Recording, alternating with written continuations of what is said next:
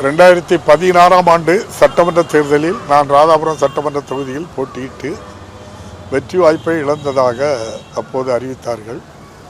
அப்போது நான் எலெக்ஷன் பெட்டிஷனாக உயர்நீதிமன்றத்திலே தபால் வாக்குகள் 203 வாக்குகளை எண்ணாமல் தேர்தலை அறிவித்து விட்டார்கள்.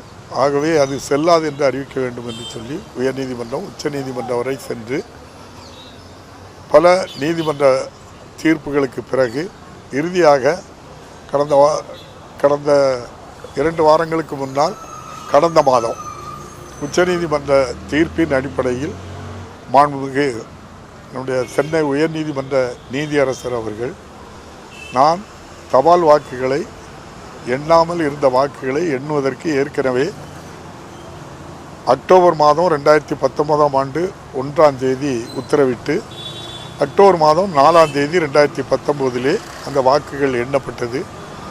அந்த வாக்கு எண்ணிக்கையின் அடிப்படையில் 105 வாக்குகள் வித்தியாசத்தில் நான் வெற்றி பெற்றதாக மாண்புமிகு உயர்நீதிமன்ற நீதியரசர் அவர்கள் இன்று அறிவித்திருக்கின்றார்கள்.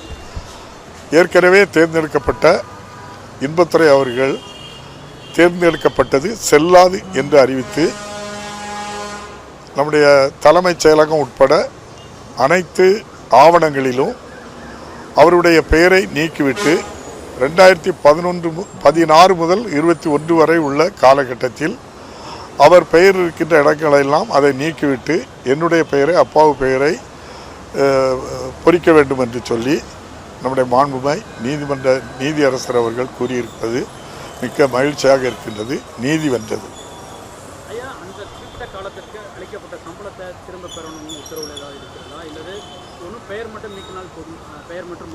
நான் அதை உத்தரவு முழுமையாக படித்து பார்க்கல,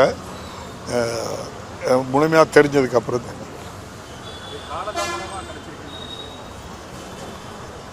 காலதாமதம் பண்ணாலும் நீதி கிடைத்தது நன்றி, மகிழ்ச்சி. பயன் என்ன? அதாவது உண்மைக்கு புறம்பாக, நீதிக்கு புறம்பாக, அரசியலமைப்பு சட்டத்துக்கு விரோதமாக அதிகாரத்தை பயன்படுத்தி அப்பாவை தூக்கி வெளியே வீசிவிட்டு அவர்கள் தேர்ந்தெடுக்கப்பட்டதாக அறிவித்தது செல்லாது என்று இன்று நீதிமன்ற தீர்ப்பு. எனக்கு அது காலதாமதம் எல்லாம் எனக்கு பெரிதாக தெரியவில்லை.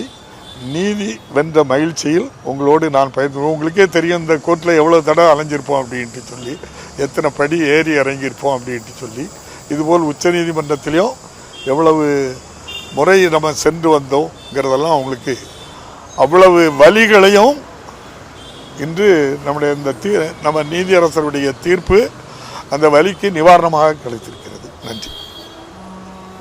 இது நம்முடைய மாண்புமிகு மறைந்த தலைவர் கலைஞர் அவர்களுக்கும் இன்றைய முதல்வர் அவர்களுடைய பாதத்திலே இந்த வெற்றியை காணிக்கையாகிறேன். நன்றி. வந்துட்டுல நீதி வந்துட்டுல நீதி வென்றது.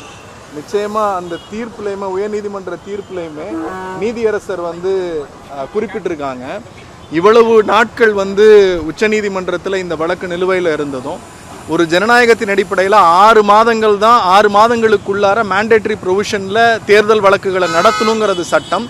அப்படி கொடுக்கப்பட்ட இடங்களில் இவ்வளவு காலம் இதை நீட்டிக்க வேண்டிய அவசியம் இல்லை.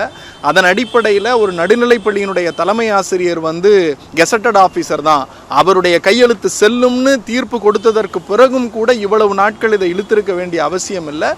ஆனாலும் இந்த தீர்ப்பு என்பது ஒரு ஐ ஓப்பனராக இருக்கும் அப்படிங்கிறது எங்களுடைய நம்பிக்கை. தேர்தலில் இன்னும் குறிப்பாக இந்த அப்பாவு ஐயா அவர்கள் அந்த காலகட்டங்களில், இப்போ நீங்கள் தாமதமாக கிடைக்கப்பட்ட நீதின்ற அந்த வார்த்தை வச்சாலும் கூட அந்த காலகட்டங்களில் அவர் ஒரு சட்டமன்றத்தினுடைய உறுப்பினராக சென்றிருக்க வேண்டும். மக்கள் அவரைத்தான் தேர்ந்தெடுத்திருக்கிறார்கள். இதுதான் டெமோக்ரஸி. ஜனநாயகத்தின் அடிப்படையில் தேர்ந்தெடுக்கப்பட்ட நபரை அன்றைக்கு இருந்த ஆட்சியாளர்கள் அதிகாரத்தின் கை கொண்டு அவரை அடுக்கி ஒடுக்கி வெளியேற்றுகிற போது அந்த நீதியை கிட்டத்தட்ட ஒரு 10 ஆண்டு காலம் போராடி பெற்றிருக்கிறோம். அந்த நீதி உள்ளபடியே வாக்களித்த மக்களின் வெற்றி, ஜனநாயகத்திற்கு கிடைத்த வெற்றி. நம்முடைய நீதித்துறையும் அதனுடைய டே டு டே அஃபேர்ஸும் தான், நீதித்துறையினுடைய அமைப்பு தான். பிளே ஸ்டோர் மற்றும் ஆப் ஸ்டோரில் இருந்து பாலிமர் செயலியை QR கோடு மூலம் பதிவிறக்கம் செய்யுங்கள். செய்திகளை உடனுக்குடன் பெறுங்கள்.